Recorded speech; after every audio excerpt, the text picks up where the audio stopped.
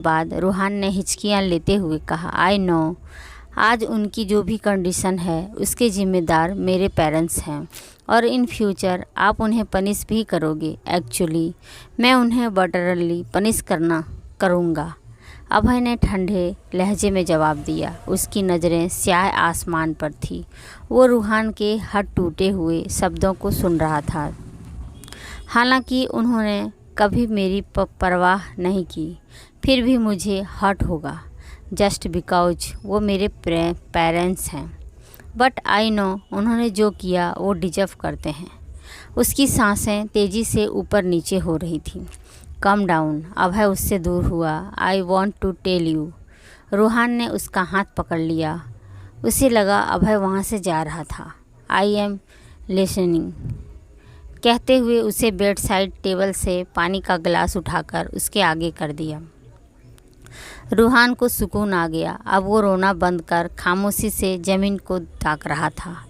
अभय ने गिलास उसके आगे किया तो उसने भी बिना कुछ कहे कुछ ही सेकंड में गिलास खाली कर दिया। तुम्हारे पास पूरी रात नहीं है। रूहान ने सर उठाकर देखा। वो समझ गया अभय चाहता था कि वो अपनी बात जल्द पूरी करे। उसने हिचकिचाते हुए आगे कहा, आप मुझे यहाँ लेकर आए हैं क्योंकि मैं सिस्टर का डोनर हूँ, वरना नहीं लाते। अभय ने सीधे तरीके से जवाब दिया। जब उनका ऑपरेशन हो जाएगा तो क्या आप मुझे? वो हिचकिचिया। उसकी एक बार फिर से हिचकियाँ बंधने लगी। उसने सुबकते हुए कहा, आप मुझे अपने साथ नहीं रखोगे ना? अभय ने खामोशी से उसे देख रहा था। उसने कोई जवाब नहीं दिया। उसका चेहरा एकदम सादा था। कमरे की डिम लाइट में रूहान उसके स्ट्रेंज फेस को देखते हुए बोला, मैं आप दोनों को छोड़कर नहीं जाना चाहता। मुझे आप दोनों से मिले बहुत कम वक्त हुआ है, लेकिन फिर भी मैं अब हमेशा आप दोनों के साथ ही रहना चाहता हूँ। प्लीज़ आप मुझे अपने साथ रख लीजिए ना। मैं कभी आपको परेशान नहीं करूँगा और सिस्टर का भी हमेशा ख्याल रखूँगा। उसका ख्याल रखने के लिए मैं हूँ। उसने रूहान की बाकी बातों को बुरी तरीके से नज़रअंदाज कर दिया। तो मेरा भी ख्याल रख लीजिए ना। आप हम दोनों का ख्याल रखिए। प्लीज़ मुझे अपने साथ रख लीजिए ना। वो एक बार फिर रोने लगा। रो रो कर उसका चेहरा एकदम लाल हो गया था। उसकी आंखें सूजकर सुर्ख हो गई थी। अपनी पॉकेट से रुमाल निकालकर अभय ने बिना कुछ कहे उसकी ओर बढ़ा दिया। रूहान के फेस पर स्माइल आ गई। अभय ने कोल्डली कहा, रोना बंद करो। अगर तुम ऐसे ही रोते रहे तो तुम्हारी तबीयत ख़राब हो जाएगी और तुम्हारी हेल्थ मेरी मन्नत की ज़िंदगी के लिए बहुत ज़रूरी है, जिसे लेकर मैं कोई रिस्क अफोर्ड नहीं कर सकता। रूहान ने उसके हाथ से रुमाल ले लिया और अपना चेहरा साफ़ करने लगा। Don't think too much. आगे क्या करना है वो मैं डिसाइड करूँगा। Now go to your bed and sleep. Roohan बेचैन हो गया। वो बेचैनी से एक बार फिर उसके गले लग गया। प्लीज़ आप दोनों के बिना कैसे रहूँगा? मुझे आप दोनों के साथ ही अच्छा लगता है। मुझे अपने पेरेंट्स के पास वापस नहीं जाना, ना ही अब मुझे अकेले रहना है। प्लीज़। उसका लहजा किसी छोटे बच्चे की तरह था जो अपने पेरेंट्स की किसी चीज़ की रिक्वेस्ट कर रहा था। अब अभय उसके बार बार चिपकने से इरिटेट हो गया। उसने उसकी बाजू पकड़कर खुद से दूर करते हुए कहा, मुझे इरिटेट करना बंद करो और जाकर सो जाओ। नहीं, पहले आपको मेरी बात माननी होगी। प्लीज़ मुझे अपने साथ रख लीजिए ना। मैं यहाँ रहने के लिए पे भी करूँगा। उसने जैसे ही ये आखिरी कोशिश की, अभय अपनी आईब्रो राइज करते हुए बोला, पे? तुम्हें लगता है तुम मुझे पे करने की हैसियत रखते हो? मैं पैसों की बात नहीं कर रहा। आई मीन मैं घर का सारा काम कर दूंगा। क्लीनिंग, डस्टिंग, कुकिंग और जो भी आप बोलोगे वो सब कर दूंगा। उसने अपने रूम में चारों तरफ देखा ताकि उसे कुछ और काम याद आ सके। उसकी नज़र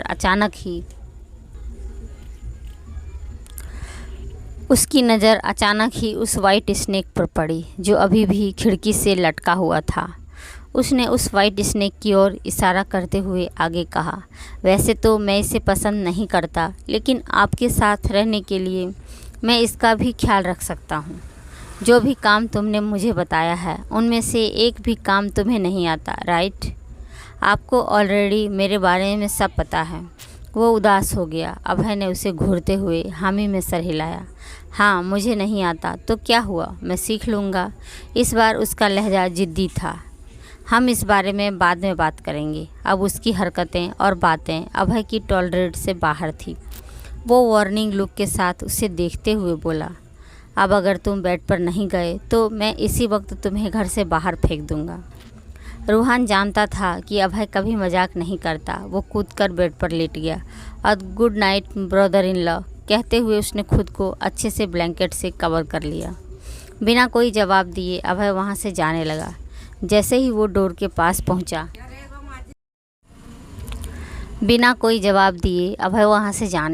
जैसे ही डोर के पास पहुंचा, उसने देखा वहां मन्नत खड़ी थी। उसके चेहरे और आंखों से लग रहा था कि वो अभी भी काफ़ी नींद में थी। इसके बावजूद वो अभय को नाराज़गी से देख रही थी। तुम यहाँ पर क्या कर रही हो? उसने मन्नत को अपनी गोद में उठा लिया। मन्नत उसके कंधे पर अपना सर रखते हुए नींद भरी आवाज़ में बोली, मुझे ठंड लग रही थी और आप नहीं थे, इसलिए मैं यहाँ आ गई। आप रूहान के पास क्यों थे, मेरे पास क्यों नहीं? उसके कंधे से सर उठाकर मन्नत उसके चेहरे को घूरने लगी। ओह, तो तुम अब मुझ पर नज़र भी रखने लगी हो? अभय की नज़रें सामने की ओर थी। मुझे फील हुआ कि आप मेरे पास नहीं हैं और मेरी आंखें खुल गई और आप सच में मेरे पास नहीं थे। मुझे बहुत बुरा लगा, इसलिए मैं आपको ढूंढते हुए नीचे आ गई। अब ऐसा मत करना। आपको पता है मैं कितना डर गई थी। मुझे लगा आप मुझे छोड़कर चले गए। और तुम्हें ऐसा क्यों लगा? अब जाकर अभय ने उसके चेहरे को देखा। क्योंकि आज मैंने लड़ाई की थी ना। ग्रेट, तुम्हें एहसास है कि तुमने आज मुझसे लड़ाई की थी। मन्नत ने जल्दी से हाँ में सर हिलाया और वापस उसके कंधे पर सर रखते हुए धीरे से बोली, सॉरी, दैट मीन तुम मुझसे अब कभी लड़ाई नहीं करोगी।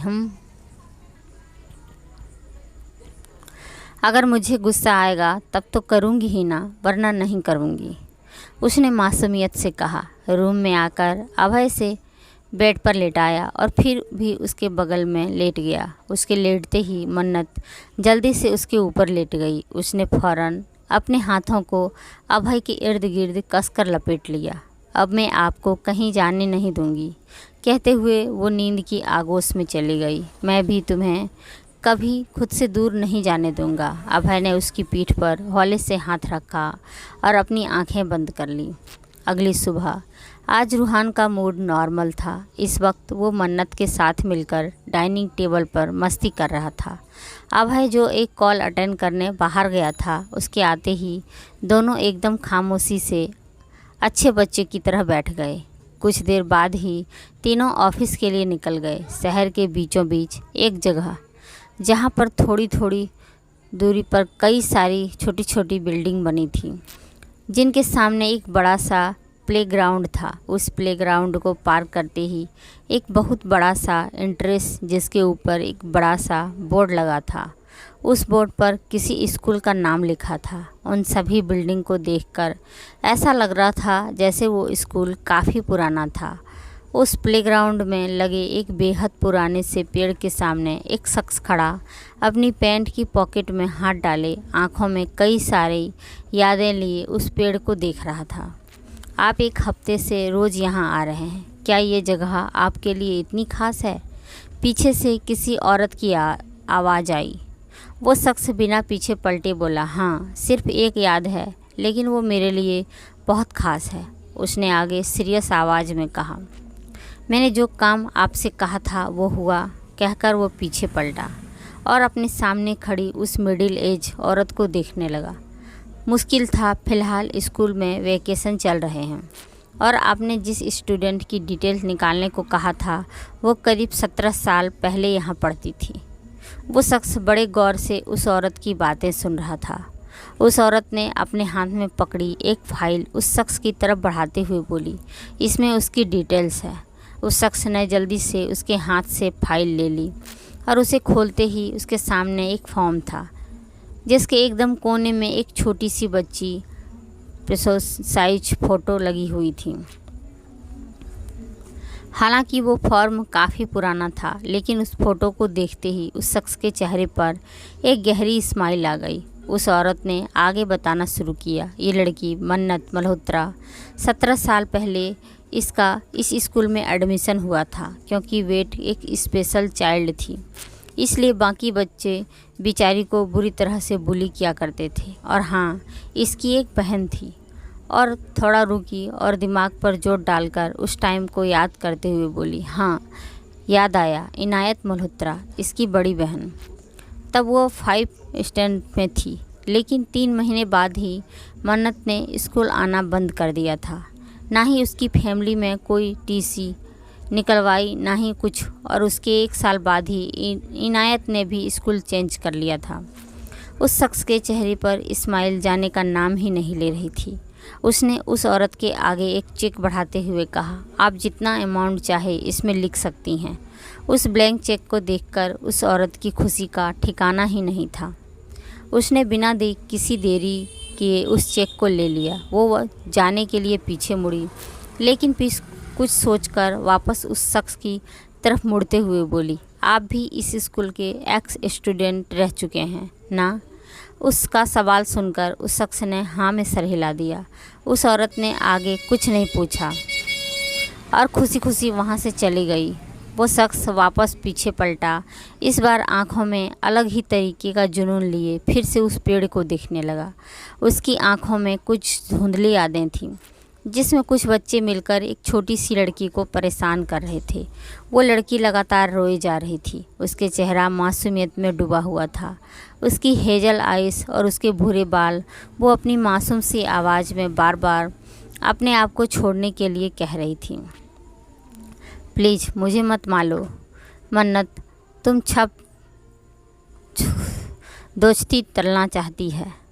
उसने मासूमियत से तड़पते हुए कहा। उसकी बात सुनकर वो बच्चे उसका मजाक उड़ाते हुए बोले, तुम जैसी पागल से दोस्ती कौन करेगा? तुम्हें तो कुछ याद भी नहीं आता होता, और तुम्हें तो अल्फ़ाबेट्स भी नहीं आते हैं। वो सारे बच्चे हंसने लगे। यह सुनकर वो लड़की और ज़्यादा रोने लगी। उसने और ज़्यादा रोते हुए कहा, मैं जल्द ही सब कुछ याद कर लूँगी, फिर तो तुम सब मेरे दोस्त बनोगे ना? वो मासूम अपनी मासूम सी आवाज़ में उसने मासूमियत से भरी इल्तिजा कर रही थी। उसकी बात सुनकर वो बच्चे उस लड़की को लकड़ी से मारते हुए बोले, अगर हम तुमसे दोस्ती करेंगे तो हम भी तुम्हारी तरह बुद्धू हो जाएंगे। उनकी थोड़ी दूरी पर खड़ा एक लड़का, जो दिखने में उनसे काफ़ी बड़ा था, उसने भी उन्हीं की तरह स्कूल यूनिफॉर्म पहनी हुई थी। वो उनके पास आया। उसकी हाइट उन सभी बच्चों से काफ़ी ज़्यादा बड़ी थी। उसे देखते ही वो बच्चे रुक गए और उस जख्मी लड़की को छोड़कर जल्दी से वहाँ से भाग गए। उस लड़की ने उस छोटी सी बच्ची को देखा, जिसकी यूनिफॉर्म गंदी हो गई थी। उसके बाल भी बिखरे हुए थे, जैसे किसी ने उन्हें पकड़कर खींचा हो। वो अपनी नी डाउन कर उसके सामने बैठते हुए बोला, तुम ऐसे बुरे लोगों के साथ दोस्ती करना चाहती थी? वो लड़की सुबकते हुए बोली, मेरे पास कोई दोस्त नहीं है। छप बोलते हैं मन्नत पागल है, इसलिए तो ही मन्नत से दोस्ती नहीं करना चाहता। वो अपनी घुटनों में लगी चोट को धीरे से फूंक मारने लगी। वो धीरे धीरे सिसक रही थी।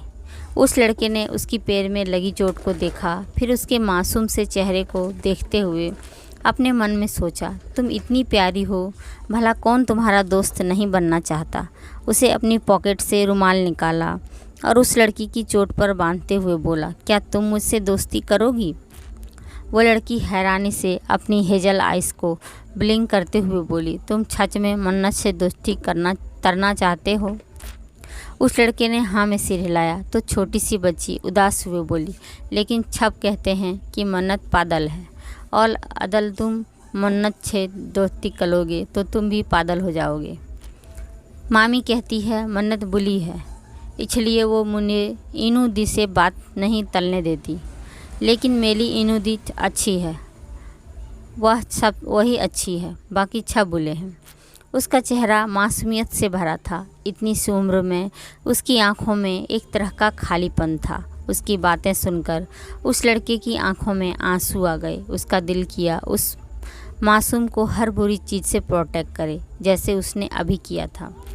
वो कुछ कहता उससे पहले ही एक करीब 10 साल की लड़की भागते हुए उनके पास आई और छोटी सी लड़की को अपने गले लगाते हुए बोली, डॉल, किसने तुम्हें परेशान किया? छोटी बच्ची भी उसके गले से लगकर और ज़ोर ज़ोर से रोने लगी। उस बड़ी लड़की ने गुस्से से उस लड़के को देखा और फिर उस छोटी लड़की बच्ची को खुद से दूर कर जैसे ही उस लड़के पर हाथ उठाने वाली थी कि वो बच्ची जल्दी से बोली, इनूदी, ये तो अच्छा है, इसने मुझे बचाया। आप उन बुरे लोगों को पुनिश करो, ये तो बहुत अच्छा है। वो लड़की रुक गई और छोटी बच्ची के बिखरे बाल आप उन बुरे लोगों को पुनिश करो, ये तो बहुत अच्छा है। वो लड़की रुक गई और छोटी बच्ची के बिखरे बालों को ठीक करते हुए बोली, डॉल, मैंने तुम्हें कितनी बार कहा है, इस दुनिया में मेरे सिवा कोई अच्छा नहीं है।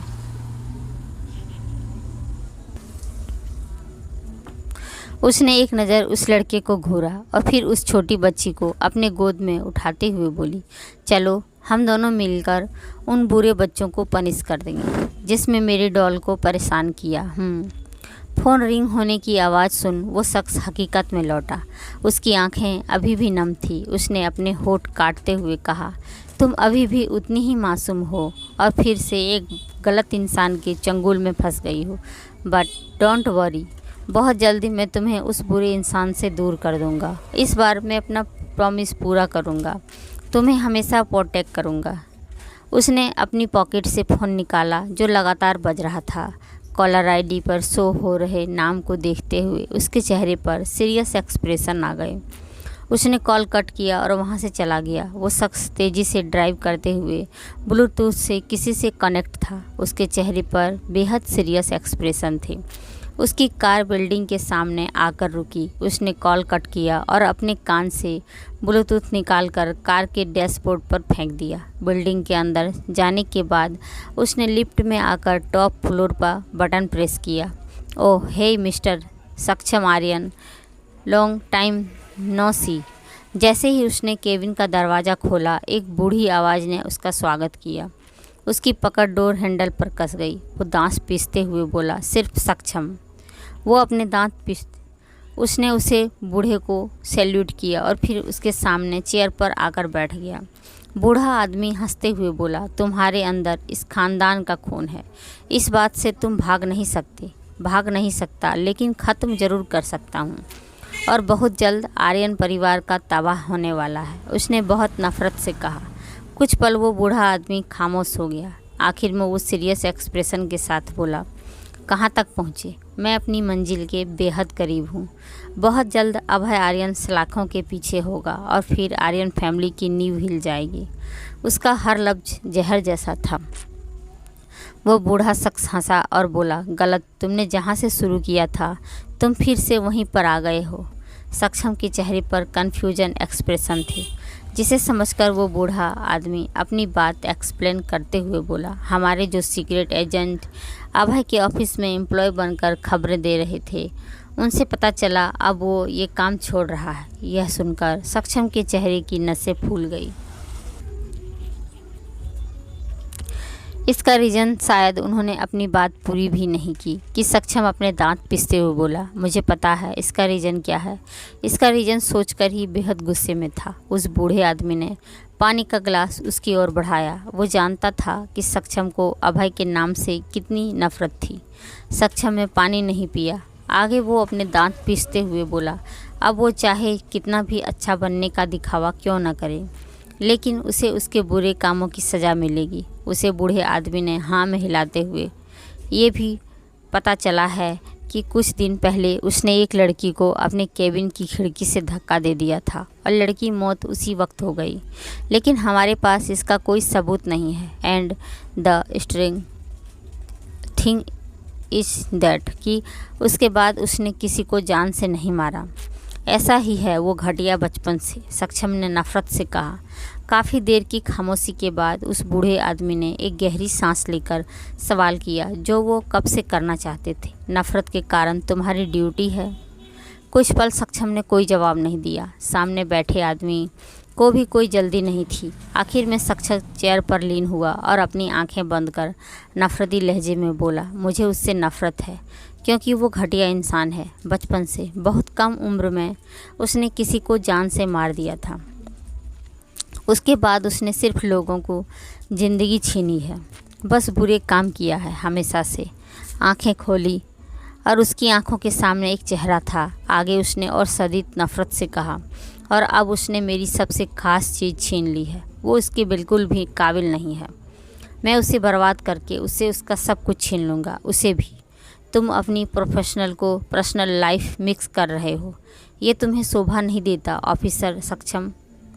उस बूढ़े आदमी ने संजीदगी से कहा। सक्षम मिस्टीरियस से स्माइल करते हुए बोला, चाहे पर्सनल हो या प्रोफेशनल, मेरी लाइफ का सिर्फ एक ही मकसद है, आर्यन परिवार की बर्बादी, जो अभय आर्यन से होकर गुजरती है। वो चेयर से खड़ा हुआ और उस बूढ़े आदमी को एक बार फिर से सैल्यूट कर सक्षम वहाँ से चला गया। उस बूढ़े आदमी ने अपने सामने पड़ी एक लाल फाइल खोली जिसके फ्रंट पेज पर अभय की फ़ोटो थी, अभय का केबिन। आज भी अभय ने मन्नत को बाहर नहीं जाने दिया, जबकि रूहान आज फिर से पूरे ऑफिस में घूम रहा था। इस बात से मन्नत मन में एक इनसिक्योरिटी पनप रही थी। अभय ने देखा मन्नत कहीं खोई हुई थी। अपनी चेयर से उठकर वो उसके करीब आया और उसके सर को सहलाते हुए बोला, लिटिल रोज। उसकी आवाज़ सुनकर मन्नत चौंकते हुए अभय अपनी सोच से बाहर आई। अभय ने झुककर उसके होठों को किस करते हुए कहा, कहीं जाना मत, मैं थोड़ी देर में आ जाऊंगा, मेरी एक मीटिंग है। धीरे से उसका गाल सहलाकर अभय केबिन से बाहर चला गया। मन्नत गौर से उसे जाते हुए देख रही थी। उसकी आंखों में आंसू आ गए। एबी, आप बुरे हो, मुझे कहीं नहीं जाने देते। धीरे धीरे वो सोचने लगी थी कि अभय उसे बाहर क्यों नहीं जाने देता।